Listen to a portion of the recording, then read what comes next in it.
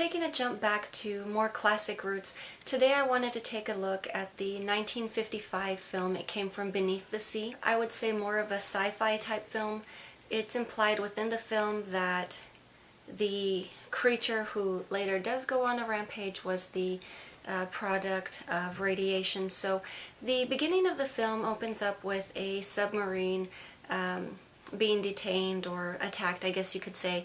They eventually do manage to get loose and they find some material caught in the propellers. They call in some scientists to test it, and it is determined that what is found actually happens to be a part of a giant octopus. Obviously, everyone just kind of laughs and ignores this, but the research does continue. Eventually it is determined that the octopus is so radiated that for some reason he happens to be warding off his natural prey, so he has to venture into other areas in order to find food. This is what brings on the octopus attacks. At some point in time, the creature does make its way out of the water and does rampage. It does climb up a bridge and becomes a total all-out nuisance. And interestingly enough, the stop-motion animation for the octopus was done by Ray Harryhausen, and due to budget, for some reason, he was only allowed to animate 6 of the arms, which I find slightly amusing, but really I don't think it's too noticeable. I think they actually removed the 2 other arms that were not in use, so I honestly don't think it's too obvious. But the film is a fairly basic plot. You do have a male scientist and a female scientist. She does have somewhat of a feminist attitude, which is definitely very interesting considering the time period, because there was none of this female empowerment in the media, girl power type nonsense.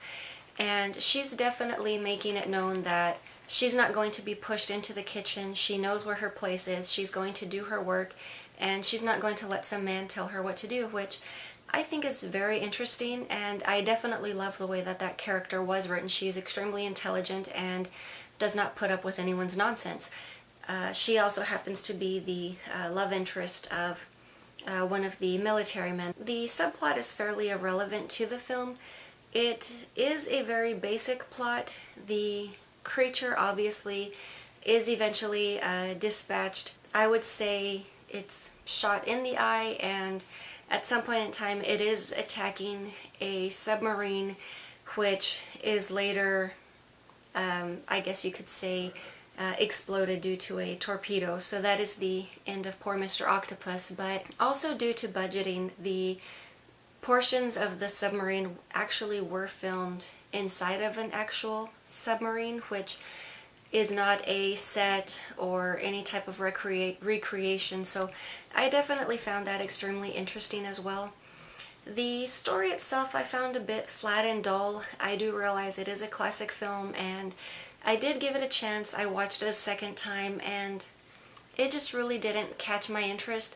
It's an extremely well-written story. It definitely does present the science in a very realistic and believable manner, but for some reason, for me, it just felt like something was lacking. But that is pretty much all I have for you guys today. I will talk to you later.